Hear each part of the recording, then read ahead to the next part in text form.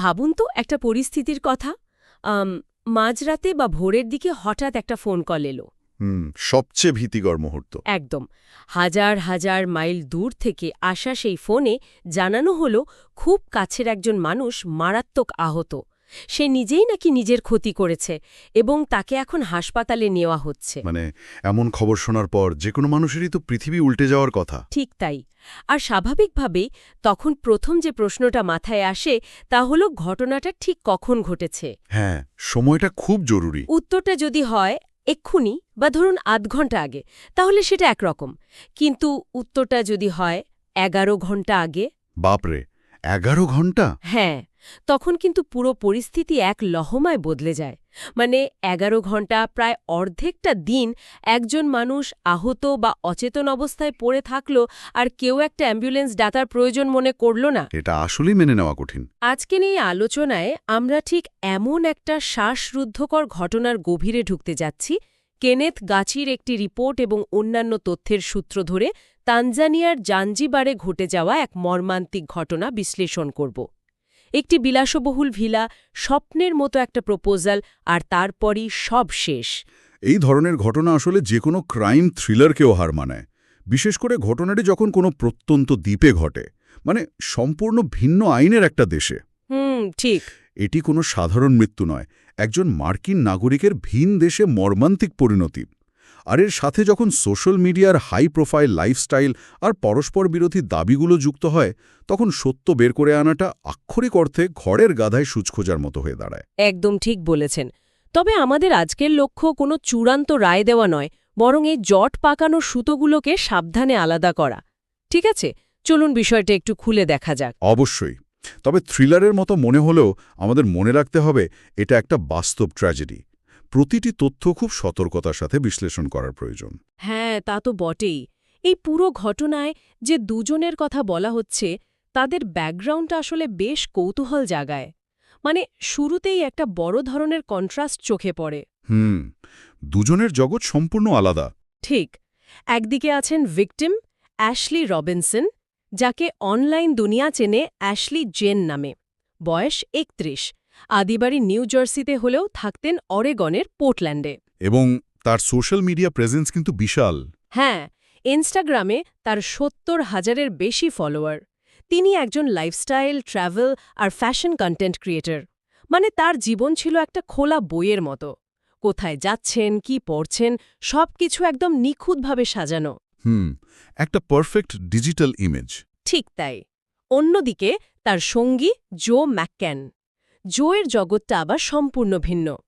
তিনি asymmetric finance নামে একটা কোম্পানির সিইও, মূলত ক্রিপ্টোকারেন্সি ট্রেডিংয়ের সাথে যুক্ত। আর ক্রিপ্টো জগৎ মানেই তো চরম অস্থিরতা। একদম। প্রতি মুহূর্তে ওঠানামা, একটা হাই রিস্ক মনোভাব। জোয়ের জগৎটা খুব দ্রুত এবং অনিশ্চিত। অন্যদিকে অ্যাশলির প্রোফাইল ছিল একেবারে সাজানো গোছানো। এই দুটো ভিন্ন জগতের মানুষের একসাথে এমন একটা ড্রিম ট্রিপে যাওয়া, এই বৈপরীত্য কি আমাদের কোনো ইঙ্গিত দেয়? এখানে সবচেয়ে চমকপ্রদ বিষয়টা হলো সোশ্যাল মিডিয়ার ডিজিটাল ফুটপ্রিন্ট আর বাস্তব জীবনের ফারাক। বুঝিয়ে বলুন। মনস্তাত্ত্বিক দিক থেকে দেখলে একজন ক্রিপ্টো ট্রেডারের মানসিকতা চরম ঝুঁকি নেওয়ার উপর নির্ভরশীল। জো ম্যাকক্যানের অতীত জীবনেও কিছু জটিলতা ছিল, যেমন তার প্রাক্তন স্ত্রী শিয়া জ্যাকসনের সাথে ডিভোর্সের বিষয়টা নিউজে এসেছে। হ্যাঁ, অতীতটাও বেশ ঘটনাবহুল। অন্যদিকে একজন কন্টেন্ট ক্রিয়েটরের কাজই হল চারপাশের বিশৃঙ্খলাকে ঢেকে রেখে একটা সুন্দর আকর্ষণীয় গল্প মানুষের সামনে তুলে ধরা। যখন এই দুজন মানুষ জাঞ্জিবারে সাফারিতে যায়, বাইরের পৃথিবীর কাছে সেটা নিখুঁত প্রেমের গল্পই মনে হয়। আর ৫ই এপ্রিল অ্যাশলির জন্মদিনে জো যখন তাকে প্রপোজ করেন, সেই ছবি দেখে তো কারও বোঝার উপায় ছিল না যে এর পেছনে কোনো ফাটল তৈরি হচ্ছে, তাই না? একদমই উপায় ছিল না। ওই পারফেক্ট ফ্রেমের বাইরে যে একটা ঝড় উঠছিল, সেটা সোশ্যাল মিডিয়ায় দেখা যায়নি। কিন্তু ফাটলটা যে তৈরি হচ্ছিল তার প্রমাণ তো আমরা পাই ঠিক ৩ দিন পর, মানে ৮ই এপ্রিল। ওই ফোন কলটা। হ্যাঁ, অ্যাশলি তার মা ইয়োল্যান্ডা অ্যান্ড্রেসকে একটা ফোন করেন। আর সেই ফোনালাপে নতুন জীবনের কোনো উচ্ছ্বাস ছিল না, ছিল একটা চরম অস্বস্তি। অ্যাশলি জানান যে জোয়ের সাথে তার ভীষণ ঝগড়া হয়েছে এবং তারা ভিলার আলাদা আলাদা রুমে চলে গেছেন। একটা স্বপ্নের মতো ট্রিপের মাঝখানে এমন সেপারেশন আসলেই অ্যালার্মিং। ঠিক। একটা মানুষ মাত্র 3 দিন আগে যাকে বিয়ের প্রস্তাব দিল, এমন কি ঘটতে পারে যে তারা একে অপরের মুখ দর্শন বন্ধ করে দিল? একটা অপরিচিত দেশে এই ধরনের দূরত্ব কি বড় বিপদের ইঙ্গিত দেয় না? অপরাধ বিজ্ঞানের দিক থেকে দেখলে ভিনদেশে এই বিচ্ছিন্নতা বা আইসোলেশন তদন্তের ক্ষেত্রে একটা বড় ফ্যাক্টর। পরিচিত পরিবেশ থেকে হাজার হাজার মাইল দূরে যখন কোনো সম্পর্কে ফাটল ধরে, তখন মানুষের মানসিক অবস্থা খুব দ্রুত খারাপ হতে পারে। পুলিশের দিক থেকে দেখলে 8ই এপ্রিলের এই ফোন কলটি ইনভেস্টিগেশনের একটা টার্নিং পয়েন্ট। মানে মোটিভ খোঁজার ক্ষেত্রে। ঠিক। ঝগড়ার আসল কারণটা হয়তো এখনই জানা যাচ্ছে না, কিন্তু এটা প্রমাণ করে যে ঘটনার রাতে তাদের মধ্যে তীব্র মানসিক সংঘাত চলছিল। আর এই সংঘাতের রেশ কাটতে না কাটতেই আসে 9 এপ্রিলের ঘটনা। আর এখানেই ব্যাপারটা আসলে খুব কৌতূহলোদ্দীপক হয়ে ওঠে। 9 এপ্রিল অ্যাশলির বাবা মায়ের কাছে জোয়ের সেই ফোন কলটা আসে। যে কলের কথা আমরা শুরুতেই বলছিলাম। হ্যাঁ, জো দাবি করেন যে অ্যাশলি নিজের ক্ষতি করেছে এবং তাকে হাসপাতালে নেওয়া হচ্ছে। জো কিন্তু একবারও বলেননি যে অ্যাশলি মারা গেছে। তিনি বলেছিলেন সে স্থিতিশীল আছে। স্টেবল বলে দাবি করেছিলেন। কিন্তু অ্যাশলির মা যখন জিজ্ঞেস করেন কখন ঘটেছে এটা, জো উত্তর দেন 11 ঘন্টা আগে। একটা থ্রিলার মুভিতে যেমন কোনো গুরুত্বপূর্ণ দৃশ্যের রিল হারিয়ে গেলে গল্পে একটা বিশাল শূন্যতা তৈরি হয়, এখানেও এই 11 ঘন্টার গ্যাপটা ঠিক তেমনই। দারুণ একটা উপমা দিয়েছেন। মানে 11 ঘন্টা ধরে একজন মানুষ আহত অবস্থায় পড়ে থাকলো আর কেউ জানল না। এটি একটি অত্যন্ত গুরুত্বপূর্ণ প্রশ্ন তুলে ধরে। ফরেন্সিক দুনিয়ায় এই 11 ঘন্টা কোনো সাধারণ বিলম্ব নয়, এটা পুরো তদন্তের মোড় ঘুরিয়ে দেওয়ার মতো একটা বিষয়। কিভাবে? মানে প্রমাণ নষ্ট হওয়ার ব্যাপারটা? একদম। যখন কোনো ক্রাইম সিনে 11 ঘন্টার ব্যবধান থাকে, অনেক প্রমাণ চিরতরে নষ্ট হয়ে যায়। প্রথমত ধরুন টক্সিকোলজি। শরীরে কোনো ড্রাগ বা অ্যালকোহল থাকলে 11 ঘন্টায় মেটাবলিজমে বড় পরিবর্তন আসে। আচ্ছা। দ্বিতীয়ত লিভিডিটি বা শরীরের রক্ত জমাট বাঁধার প্রক্রিয়া। মৃত্যু বা অচেতন হওয়ার ঠিক কতক্ষণ পর তাকে সরানো হয়েছে সেটা বোঝা অত্যন্ত কঠিন হয়ে পড়ে। আর চিকিৎসার দিক থেকেও তো এটা একটা বড় গাফিলতি। এই অবশ্যই যে কোনো ইমার্জেন্সিতে গোল্ডেন আওয়ার সবচেয়ে গুরুত্বপূর্ণ। 11 ঘন্টা অপেক্ষা করার মানে হল ভিকটিমকে কার্যত বিনা চিকিৎসায় ফেলে রাখা, যা আত্মহত্যার দাবিকে সরাসরি সন্দেহের কাঠগড়ায় দাঁড় করিয়ে দেয়। কিন্তু আমি একটু ভিন্ন দিক থেকে বিষয়টা ভাবতে চাইছি। মানে মানুষের ট্রমা রেসপন্স তো অনেক সময় অদ্ভুত হয়। কেউ কেউ হয়তো তীব্র মানসিক শকে ফ্রিজ হয়ে যেতে পারে। হ্যাঁ, fight, flight or fridge response. ঠিক। এমনও তো হতে পারে যে জো এতটাই ঘাবড়ে গিয়েছিলেন যে বুঝতেই পারছিলেন না কি করবেন। বিশেষ করে ভিনদেশে ইমার্জেন্সি প্রোটোকল তো তার জানা থাকার কথা না। এটাকে কি পুরোপুরি প্রমাণ নষ্ট করার চেষ্টাই বলতে হবে? আপনার পয়েন্টটা ভ্যালিড।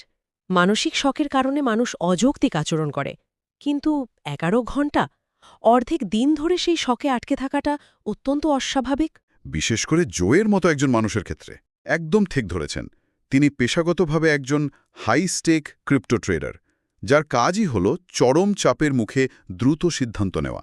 তার কাছ থেকে এমন দীর্ঘস্থায়ী প্যানিক রেসপন্স তদন্তকারীদের সন্দেহ বাড়াবেই। হ্যাঁ, তা তো বটেই। তাছাড়া পুলিশ শুধু এই গ্যাপটা দেখবে না, তারা দেখবে ওই 11 ঘন্টায় জোয়ের ডিজিটাল ফুটপ্রিন্ট কী ছিল। তিনি কি অন্য কাউকে ফোন করেছিলেন, ইন্টারনেট ঘেটেছিলেন? এগুলোই প্রমাণ করবে যে এটা প্যানিক রেসপন্স ছিল নাকি ঠান্ডা মাথায় নেওয়া পদক্ষেপ। আর সন্দেহটা আরও গাঢ় হয় জোয়ের পরবর্তী আচরণ দেখলে। ওই ফোন কলের পর জো কিন্তু আর পরিবারের সাথে কোনো যোগাযোগ করেননি। একদম নিশ্চুপ হয়ে যান তিনি। হ্যাঁ, অ্যাশলি যে মারা গেছে এই খবরটা জো দেননি। খবর আসে হোটেল কর্তৃপক্ষের কাছ থেকে। পরিবারের অবস্থাটা ভাবুন, হাজার হাজার মাইল দূরে বসে আছে, এতগুলো প্রশ্ন, অথচ জো পুরোপুরি নীরব। এই নীরবতা পরিস্থিতিকে আরও ঘোলাটে করে দিচ্ছে। আইনি দৃষ্টিকোণ থেকে জো হয়তো কোনো আইনজীবীর পরামর্শে চুপ আছেন। অনেক সময় বলা হয় বিনদেশে আইনি জটিলতায় পুলিশের বা পরিবারের সাথে কথা না বলতে, যাতে কথাগুলো পরে তার বিরুদ্ধে ব্যবহার করা না হয়। ঠিক তাই। আইনিভাবে যেটা নিরাপদ, মানবিক দিক থেকে সেটা চরম সন্দেহজনক। আর এই কারণেই তানজানিয়ার পুলিশ জোয়ের পাসপোর্ট আটকে রেখেছে। তাকে তো এখনও গ্রেফতার করা হয়নি, তাই না? না, গ্রেফতার হয়নি। তাকে সাক্ষী হিসেবে জিজ্ঞাসাবাদ করা হচ্ছে। কিন্তু পাসপোর্ট আটকে রাখার মানেই হলো তাকে ফ্লাইট রিস্ক বা পালিয়ে যাওয়ার সম্ভাবনা হিসেবে দেখা হচ্ছে। কিন্তু তানজানিয়ার পুলিশের প্রাথমিক থিওরি নিয়েও তো অনেক প্রশ্ন উঠছে। সুইসাইড থিওরিটা? হ্যাঁ, পুলিশ বলছে ক্রাইম সিনের প্রাথমিক অবস্থা দেখে তাদের মনে হচ্ছে এটা আত্মহত্যা। জো সেটাই দাবি করেছিলেন, কিন্তু অ্যাশলির পরিবার আর বন্ধুরা এটা পুরোপুরি উড়িয়ে দিচ্ছেন। পরিবার তো কখনোই সহজে এটা মেনে নেবে না। ঠিক। অ্যাশলির এক বন্ধু সাভানা ব্রিট সোশ্যাল মিডিয়া অ্যাক্সেসে অত্যন্ত ক্ষোভের সাথে জানিয়েছেন যে অ্যাশলি কখনোই আত্মহত্যার মতো পথ বেছে নিতে পারে না। তাহলে আমরা কার কথা বিশ্বাস করব, পুলিশ নাকি পরিবার? এই জায়গাটিতেই ইনভেস্টিগেটিভ বায়াস বা তদন্তের প্রাথমিক ধারণার সংঘাত দেখা যায়। পরিবার অ্যাশলিকে চেনে তার স্বভাব দিয়ে, যে জীবনকে ভালোবাসত, যার মাত্র কয়েকদিন আগে এঙ্গেজমেন্ট হয়েছে। অন্যদিকে পুলিশ তো আবেগ দিয়ে দেখবে না, তারা ঘটনাস্থলের ভৌত প্রমাণ দেখে। দরজা ভেতর থেকে বন্ধ ছিল কিনা, ধস্তাধস্তি চিহ্ন আছে কিনা। কিন্তু ভিনদেশের পুলিশের উপর কি পুরোপুরি ভরসা করা যায়? এটা একটা বড় প্রশ্ন। ভাষার ব্যবধান, উন্নত ফরেনসিক প্রযুক্তির অভাব থাকতে পারে।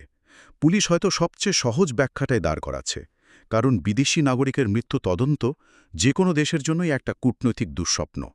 তার মানে ময়নাতদন্ত, টক্সিকোলজি রিপোর্ট আর সিসিটিভি ফুটেজ ছাড়া এখনই কোনো সিদ্ধান্তে আসা ঠিক হবে না। যদি আমরা বিষয়টিকে বৃহত্তর প্রেক্ষাপটের সাথে যুক্ত করি, তবে এই প্রমাণগুলোর অনুপস্থিতি তদন্তকে আরও জটিল করে তুলেছে। আর এই প্রাতিষ্ঠানিক প্রক্রিয়ার বাইরে অনলাইনে কিন্তু বিশাল ঝড় উঠে গেছে। অ্যাশলির পরিবার গোফান্ডমিতে একটা তহবিল গঠন করেছে অন্ত্যেষ্টিক্রিয়া আর যাতায়াত খরচের জন্য। মানুষের রেসপন্স কেমন সেখানে? অবিশ্বাস্য। ইতিমধ্যেই প্রায় ৭০০ মানুষ অনুদান দিয়েছেন। $৪০,০০০ বা তানজানিয়ার মুদ্রায় প্রায় ৫ মিলিয়ন কেনিয়ান শিলিং সংগ্রহ করা হয়েছে। আর জাস্টিস ফর অ্যাশলে হ্যাশট্যাগ এখন ট্রেন্ডিং। এটাকে আমরা ডিজিটাল ভিজিল্যান্টিজম বা ইন্টারনেট দুনিয়ার বিচার চাওয়া বলতে পারি। আগে এমন ঘটনা সংবাদের ছোট কলম হয়ে হারিয়ে যেত। কিন্তু এখন তো ফলোয়ারদের সাথে ইনফ্লুয়েন্সারদের একটা ইমোশনাল কানেকশন থাকে। ঠিক, তারা মনে করে ওই মানুষটিকে ব্যক্তিগতভাবে চেনে, তাই ভার্চুয়াল কমিউনিটি একজোট হয়ে বিচার চাইতে শুরু করে। এই জনমত অনেক সময় তদন্তকারীদের ওপর চাপ সৃষ্টি করতে বাধ্য করে। কিন্তু এই অনলাইন বিচারের তো একটা নেতিবাচক দিকও আছে, তাই না? মানুষ তো সামান্য তথ্যের ওপর ভিত্তি করে কনস্পিরেসি থিওরি বানাতে শুরু করে। জোকে ইতিমধ্যেই কাঠগড়ায় দাঁড় করিয়ে দেওয়া হয়েছে অনলাইনে। চমৎকার একটা দিক তুলে ধরেছেন। একে বলা হয় নয়েজ বা তথ্যের কোলাহল। ইন্টারনেটে ফ্যাক্টের চেয়ে ইমোশন বেশি গুরুত্ব পায়। জোয়ের অতীত, ক্রিপ্টো ব্যাকগ্রাউন্ড সবকিছু টেনে তাকে ভিলেন বানানো হচ্ছে। অথচ আইনিভাবে পারিপার্শ্বিক সন্দেহ আর প্রমাণের মধ্যে তো অনেক ফারাক। একদম, তার 11 ঘণ্টার বিলম্ব বা নীরবতা সন্দেহজনক হলেও সঠিক রিপোর্ট ছাড়া জনরোষ কেবল চাপই তৈরি করতে পারে, আইনি সত্য প্রতিষ্ঠা করতে পারে না। তাহলে এই সব কিছুর মানে কি দাঁড়ায়? আমরা দেখতে পাচ্ছি একটা মর্মান্তিক ট্র্যাজেডি, যা শুরু হয়েছিল সোশ্যাল মিডিয়ার পাতায় একটা স্বপ্নের ছুটি হিসেবে। অ্যাশলি জেন, যার জীবন ছিল অনেকের কাছে অনুপ্রেরণা, তাকে এমন পরিণতি বরণ করতে হলো যা কেউ ভাবতেও পারেনি। এর কেন্দ্রবিন্দুতে সেই রহস্যময় ঝগড়া আর 11 ঘণ্টার অকল্পনীয় শূন্যস্থান। আর এই পুরো ঘটনার সত্যতা যাচাই করার দায়িত্ব এখন এমন একটা কর্তৃপক্ষের হাতে, যাদের সাথে পরিবারের ভৌগোলিক আর সাংস্কৃতিক দূরত্ব অনেক। এই দূরত্বটাই পরিস্থিতিকে এত জটিল করে তুলেছে। এই ঘটনাটি আমাদের চোখের সামনে একটা কঠিন সত্য উন্মোচন করে। আমরা অনলাইনে যে জীবনটা দেখি, সেটা আসলে একটা আইসবার্গের চূড়া মাত্র। জলের নিচে থাকা অন্ধকার অংশটা আমাদের চোখের আড়ালেই থেকে যায়। ঠিক। আর এখান থেকেই একটা গভীর প্রশ্ন ওঠে। আজকের এই হাইপার কানেক্টেড পৃথিবীতে আমরা অনলাইনে নিজেদের যে অতি উন্মুক্ত জীবনযাপন প্রদর্শন করি, কোনো বড় ট্র্যাজেডি ঘটলে সেই অনলাইন পার্সোনাই কি আসল সত্যকে আড়াল করার সবচেয়ে বড় হাতিয়ার হয়ে ওঠে? এটা আসলেই ভাবার মতো একটা বিষয়। যখন বাস্তব জীবনের কোনো ট্র্যাজেডি থ্রিলার গল্পের মতো মনে হতে শুরু করে, তখন আমরা কি সাহায্য করার চেয়ে অনলাইন গোয়েন্দা সাজতেই বেশি পছন্দ করি? এই রহস্যের শেষ কোথায় তা হয়তো সময় বলবে, কিন্তু এই প্রশ্নগুলোর উত্তর আমাদের নিজেদেরই খুঁজতে হবে।